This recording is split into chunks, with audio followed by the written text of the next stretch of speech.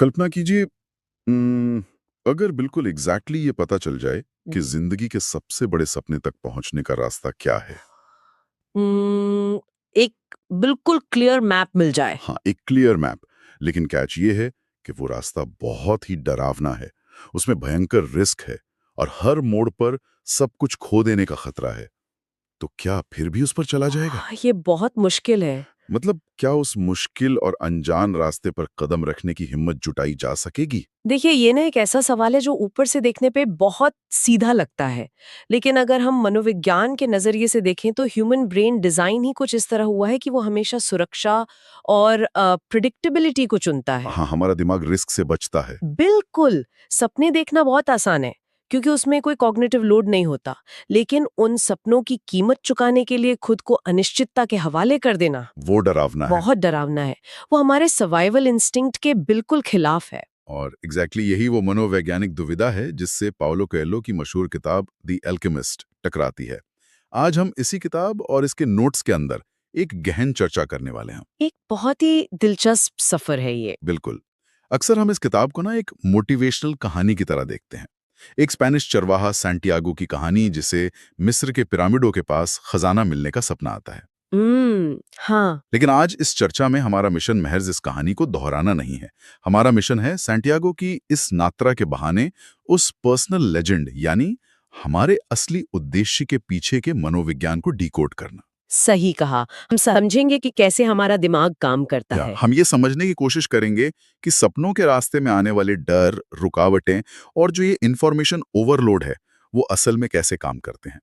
तो कहानी की शुरुआत में सैंटियागो अपनी भेड़ों के साथ बहुत खुश है, हम्म लेकिन उसे बार बार पिरामिडों का वो अजीब सपना आता है। अगर हम इसे एक रूपक या मेटाफर की तरह देखें, तो यहाँ पे वो भेड़ें सिर्फ जानवर नहीं हैं। भेड़ें उस आरामदायक और जानी पहचानी जिंदगी का प्रतीक है जिसमें हम सब बंधे रहते हैं। मतलब हमारा कंफर्ट जोन। बिल्कुल।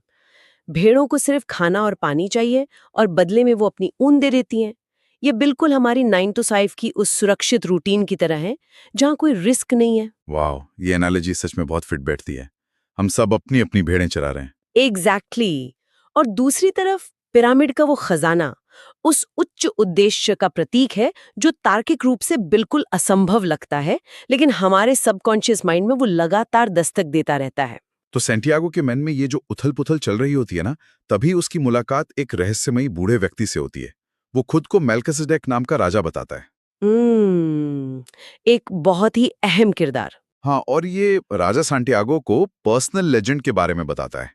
वो कहता है कि दुनिया में हर इंसान का एक असली सपना होता है, जिसे पूरा करना ही उसके जीवन का एकमात्र लक्ष्य है। सही बात है। और यहीं पर इस किताब का वो सबसे मशहूर कोट आता है कि अगर कोई अपने असली सपने को पाने के लिए निकल पड़ता है, तो पूरी दुनिया उसकी मदद करने लगती है।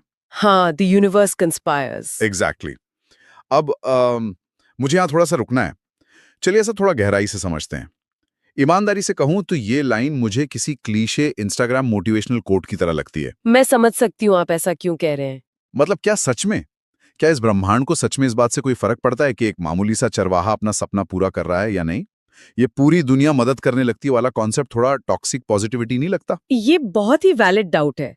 अगर हम इसे बड़ी तस्वीर से जोड़कर देखें और जादुई नजरिए से सोचें, तो हाँ, ये बहुत अव्यावहारिक लगता है। हाँ, बिल्कुल इलॉजिकल लगता है। लेकिन अगर हम इसे न्यूरोलॉजी और मनोविज्ञान के चश्मे से समझें, तो राजा की ये बात 100% वैज्ञानिक है। हमारे दिमाग में ना एक सिस्टम होता है जिसे रेटिकुलर एक्टिवेटिंग सिस्टम या आरएएस कहते हैं। आरएएस, ये क्या होता है? ये हमारे दिमाग का फिल्टर है। देखिए, हर सेकंड हमारे आसपास करोड़ों डेटा पॉइंट्स होते हैं। आवाजें हैं, लोग हैं, मौके हैं। हमारा दिमाग सब कुछ प्रोसेस नहीं कर सकता, वरना हम पागल हो जाएंगे। हाँ, वो इन्फॉर्मेशन ओवरलोड हो जाएगा। बिल्कुल। तो आरएएस सिर्फ उसी जानकारी को अंदर आने देता है जो हमारे लिए जरूरी है। ओके, मतलब जैसे अगर मैं एक नई लाल रंग की कार खरीदने का मन बना लूं, तो अचानक मुझे सड़क पर हर जगह लाल कारें ही दिखने लगती हैं। कारें तो पहले भी थीं, लेकिन अब मेरा दिमाग उन्हें नोटिस कर रहा है। बिल्कुल सटीक उदाहरण। दुनिया वही रहती है, ब्रह्मांड रातों रात नहीं बदलता। लेकिन जब कोई इंसान अपने पर्सनल लेजेंड या अपने लक्ष्य के लेकर पूरी तरह से स्पष्ट हो जाता है, तो उसका आरएएस उन मौकों और रास्तों को फिल्टर करके उसके सामने लाने लगता है जिन्हें वो पहले इग्नोर कर रही थी। अरे वाह! तब इंसान को ऐसा लगता है जैसे पूरी दुनिया उसकी मदद कर रही है, जबकि असल में उसका अपना फोकस इतना शार्प हो गया है कि उसे हर जगह रास्ते नजर आने लगे हैं। वाओ! ये नजरिया इस पूरी लाइन का मतलब ही बदल देता है। यानी वो कोई मैजिक नहीं, बल्कि हमारा अपना बायोलॉजिकल फोकस है। एग्जैक्टली। और इसी फोकस को बनाए रखने के लिए राजा सैंटियागो को 2 पत्थर देता है, यूरीम और थुम्मीम। हाँ, वो जादुई पत्थर। राजा कहता है कि जब तुम कंफ्यूज हो जाओ, जब समझ ना आए कि क्या फैसला लेना है, तब ये पत्थर तुम्हें हाँ या ना में जवाब देंगे। सही है। अब इसे अगर हम आज के मॉडर्न कॉन्टेक्स्ट में रखें, जहां हम हर वक्त इंफॉर्मेशन ओवरलोड का शिकार रहते हैं, तो मुझे लगता है कि ये पत्थर हमारे गट फीलिंग या इंट्यूशन के प्रतीक हैं। बिल्कुल सही पकड़ा आपने। है ना? है ना? जब हमारे पास बहुत सारा डेटा होता है और लॉजिक काम नहीं करता, तब हम इसी इंट्यूशन का सहारा लेते हैं। मनोवैज्ञानिक भाषा में इसे ह्यूरिस्टिक्स कहते हैं। जब अनिश्चितता बहुत ज्यादा हो तो हमारा दिमाग पिछले अनुभवों के आधार पर कुछ शॉर्टकट बनाता है, जिसे हम गट फीलिंग कहते हैं। अच्छा, तो वो पत्थर एक तरह से हमारा अपना ही दिमाग है। हाँ, वो पत्थर इसी बात का संकेत है कि जब बाहर की दुनिया का शोर बहुत बढ़ जाए तो इंसान को बाहरी सलाह की नहीं बल्कि अपने आंतरिक मार्गदर्शन पर भरोसा करना चाहिए। ठीक है, तो सैंटियागो को ये जादुई पत्थर मिल गए, राजा का आशीर्वाद मिल गया, मोटिवेशन हाई है, उसने अपनी सारी भेड़ें बेच दी और वो मिस्र निकल पड़ा। एक नई शुरुआत। अब तो सब कुछ स्मूथ होना चाहिए ना? लेकिन कहानी तुरंत एक बहुत ही ब्रूटल मोड़ लेती है। जैसे ही वो अफ्रीका पहुंचता है, एक अनजान शहर में उसके सारे पैसे चोरी हो जाते हैं। ये बहुत बड़ा झटका था। वो बिल्कुल अकेला, बिना भाषा जाने सड़क पर आ जाता है। ये तो सपनों के रास्ते का बहुत ही बुरा वेलकम हुआ। और ये बहुत जरूरी वेलकम था। ये असलियत का चेक है। Reality check. हाँ, जब हम कोई बड़ा रिस्क लेते हैं तो शुरुआत का वो मोटिवेशन बहुत जल्दी टूटता है। पैसे चोरी होना असल में सैंटियागो के लचीलेपन या रेजिलियंस का पहला टेस्ट है। मतलब ये देखना कि वो कितनी जल्दी हार मानता है। बिल्कुल, प्रकृति या ब्रह्मांड ये चेक कर रहा है कि क्या ये इंसान पहली ही चोट में हार मानकर वापस अपनी भेड़ों के पास लौट जाएगा। लेकिन वो वापस नहीं लौटता। सरवाइव करने के लिए वो पहाड़ी पर मौजूद एक क्रिस्टल की दुकान में काम मांगने जाता है। Crystal shop. दुकान की हालत बहुत खस्ता होती है, लेकिन सैंटियागो अपनी मेहनत और नए आइडियाज से उस दुकान को इलाके की सबसे मशहूर दुकान बना देता है। व्यापार दिन दूनी रात चौगुनी तरक्की करने लगता है। उसने सच में वहां बहुत मेहनत की। हाँ, और 1 साल की कड़ी मेहनत के बाद उसके पास इतने पैसे आ जाते हैं कि वो आराम से वापस स्पेन जाकर अपनी भेड़ें खरीद सकता है और एक अमीर जिंदगी जी सकता है। और यहाँ पर मुझे लगता है कि ये कहानी का सबसे खतरनाक हिस्सा है। अच्छा, ऐसा क्यों? यहाँ बात सच में बहुत दिलचस्प हो जाती है, क्योंकि ये कोई कामयाबी नहीं है, ये एक बहुत बड़ा ट्रैप है। आप इसे ट्रैप क्यों कह रहे हैं? उसने तो बहुत अच्छी खासी सफलता हासिल कर ली है। क्योंकि ये हमारी असल जिंदगी की उन सेफ जॉब्स की तरह है। सोचिए, एक इंसान अपना कोई स्टार्टअप शुरू करने का सपना देखता है, रिस्क लेता है। लेकिन बीच में उसे एक बहुत ही हाई पेइंग कॉर्पोरेट जॉब मिल जाती है। वो वहां अच्छा परफॉर्म करता है, उसे प्रमोशन मिलने लगते हैं। फिर वो सोचता है कि अब यहाँ सुरक्षा है, पैसा है, इज्जत है, तो फिर से अनजान रास्ते पर धक्के क्यों खाना? हाँ, वो वहीं सेटल हो जाता है। बिल्कुल, वो उस क्रिस्टल शॉप को ही अपनी मंजिल मान लेता है। मुझे लगता है कि ठीक-ठाक या आरामदायक जीवन हमारे असली सपनों का सबसे बड़ा दुश्मन है। इस पॉइंट पर आपने ह्यूमन साइकोलॉजी की एक बहुत गहरी नब्ज पकड़ी है। इसे हम गोल्डन हैंडकफ्स या सोने की हथकड़ियां कहते हैं। गोल्डन हैंडकफ्स, ये टर्म बहुत सटीक है। देखिए, सपनों के रास्ते में आने वाली सबसे बड़ी चुनौती विफलता नहीं होती। विफलता तो आपको और ज्यादा मेहनत करने पर मजबूर करती है। सबसे बड़ी रुकावट होती है मध्यम दर्जे की सफलता या मीडियोकर सक्सेस। वाह, ये तो बहुत गहरी बात है। जब हमारा सर्वाइवल सिक्योर हो जाता है तो हमारा दिमाग हमें कन्विंस करने लगता है कि यही काफी है। सैंटियागो के सामने यही परीक्षा थी। क्या वो उस नए मिले आराम और पैसे को त्याग कर एक अनजान रेगिस्तान में जाने का जोखिम उठाएगा? हाँ, ज्यादातर लोग तो क्रिस्टल शॉप में ही रिटायर हो जाते हैं। बिल्कुल, वही उनकी दुनिया बन जाती है। लेकिन सैंटियागो उन लोगों में से नहीं है। वो उस सफलता के आराम को छोड़ता है और एक काफिले के साथ सहारा रेगिस्तान पार करने निकल पड़ता है। एक बहुत बड़ा कदम। अब रेगिस्तान अपने आप में एक बहुत बड़ा सिंबल है। ये वो जगह है जहां कोई रास्ता नहीं होता, हर दिन एक नया खतरा होता है। इस यात्रा में उसकी मुलाकात एक इंग्लिशमैन यानी एक अंग्रेज से होती है। ये किरदार मुझे बहुत दिलचस्प लगा। ये अंग्रेज बहुत पढ़ा लिखा है, उसके पास किताबों का अंबार है और वो एल्केमी मतलब साधारण धातुओं को सोने में बदलने की कला सीखने के लिए अपनी पूरी जिंदगी किताबों में खपा चुका है। वो सिर्फ पढ़ता रहता है। एग्जैक्टली लेकिन वो अपने आसपास की दुनिया, उस रेगिस्तान को कभी नहीं देखता। वो इंग्लिशमैन असल में उस थ्योरी बिना प्रैक्टिकल वाली मानसिकता का प्रतीक है। आज के दौर में भी ऐसे बहुत लोग हैं जो एंटरप्रेन्योरशिप पे 100 किताबें पढ़ लेते हैं, 50 पॉडकास्ट सुन लेते हैं। लेकिन करते कुछ नहीं है। हाँ, वो कभी अपना प्रोडक्ट लॉन्च नहीं करते, वो जानकारी को ही ज्ञान समझ लेते हैं। दूसरी तरफ सेंटियागो है, जिसके पास किताबें नहीं हैं, लेकिन वो रेगिस्तान की हवा, ऊंटों की चाल और प्रकृति के संकेतों को पढ़ना सीख रहा है। वो रियल वर्ल्ड से सीख रहा है। बिल्कुल। वो समझ रहा है कि असली कीमियागरी सिर्फ धातुओं को बदलना नहीं है, बल्कि जीवन के हर अनुभव से कुछ मूल्यवान निकालना है। सही कहा। वो ट्यूटोरियल हेल में नहीं फंसा हुआ है। बिल्कुल नहीं। और इसी रेगिस्तान के एक नखलिस्तान में उसे फातिमा नाम की लड़की से प्यार हो जाता है। दी ओएसिस। अब कहानियों का टिपिकल फॉर्मूला क्या होता है? हीरो को प्यार मिलता है और वो कहता है, अब मुझे दुनिया से क्या लेना, मेरी मंजिल तो तुम हो। हाँ, अक्सर यही होता है। फातिमा भी उससे प्यार करती है, लेकिन वो जो करती है वो बहुत ही अनएक्सपेक्टेड है। वो सांटियागो को रेगिस्तान में अपनी यात्रा रोकने नहीं देती। वो उसे आगे बढ़ाती है। हाँ, वो कहती है कि अगर तुम सच में मुझसे प्यार करते हो तो अपने सपने को पूरा करने जरूर जाओगे। ये ना आम दुनियादारी के पजेसिव प्रेम से बहुत अलग है। यहाँ सबसे दिलचस्प पहलू ये है कि फातिमा का प्रेम अधिकार या पोजेशन पर आधारित नहीं है। वो यूनिवर्सल सोल या उस ब्रह्मांडीय आत्मा से जुड़े प्रेम का प्रतीक है। मतलब एक बहुत ही निस्वार्थ प्यार। बिल्कुल।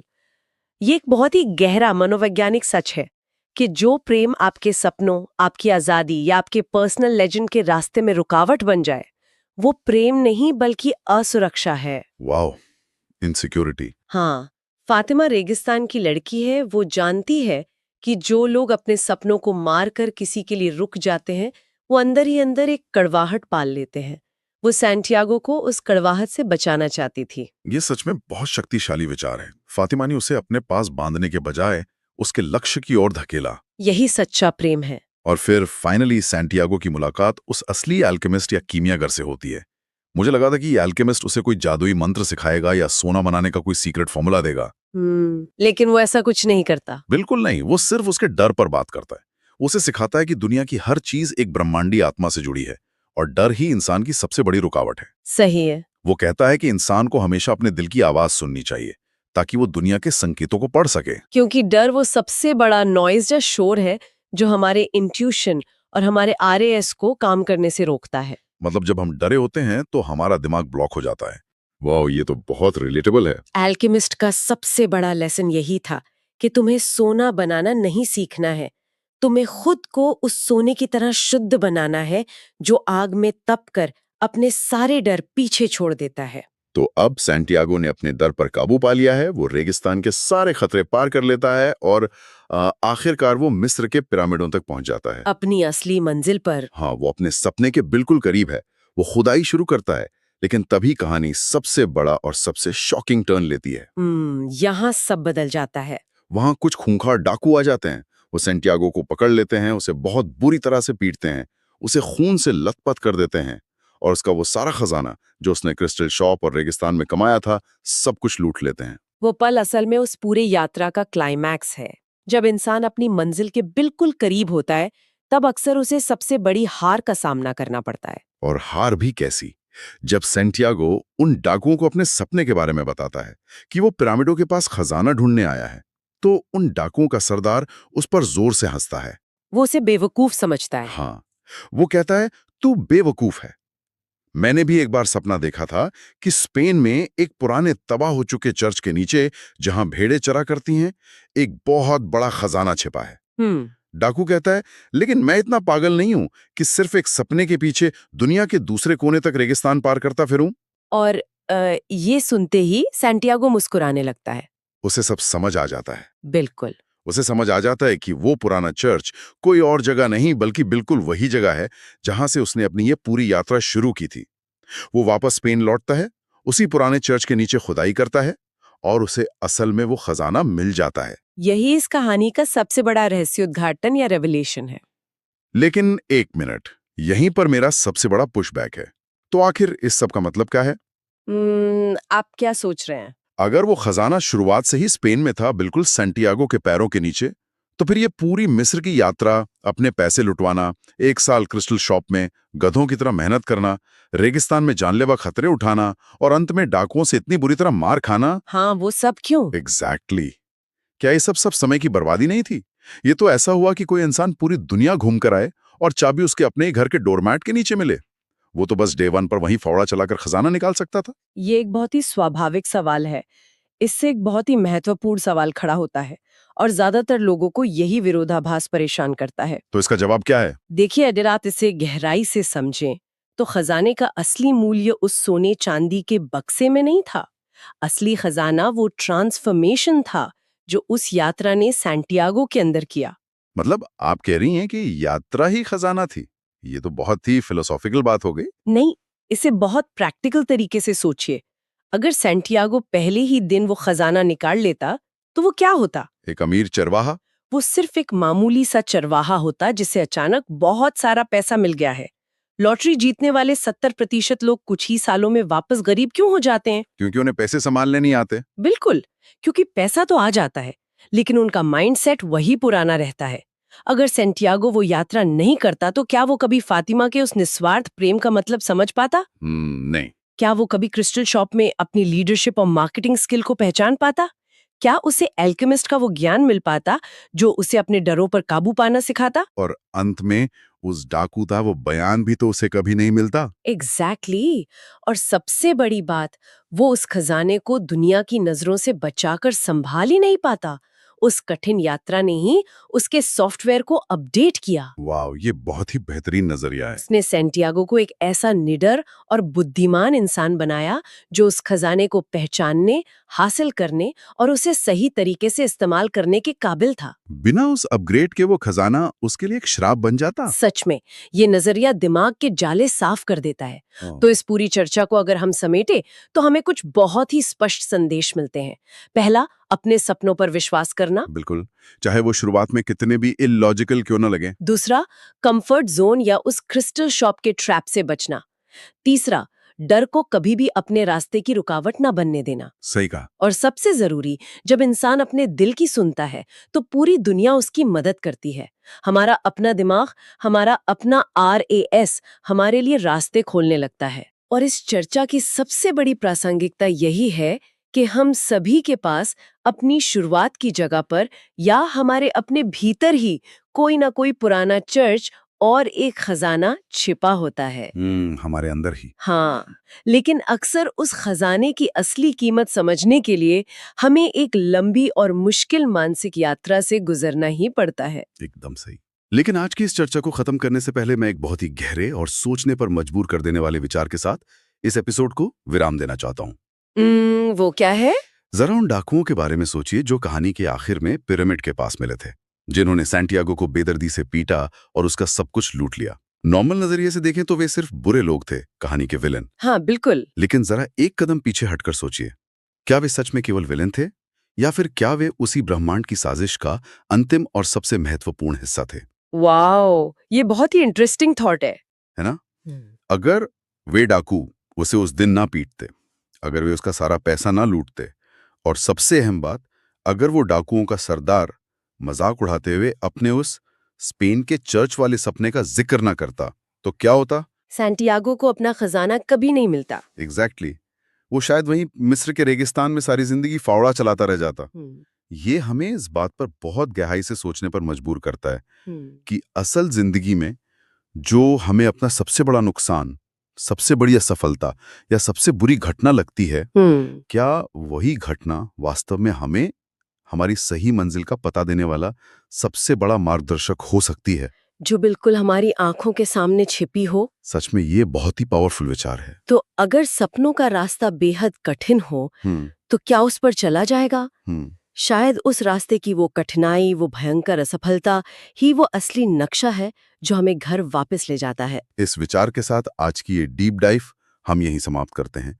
इस पर खुद गहराई से जरूर विचार कीजिएगा।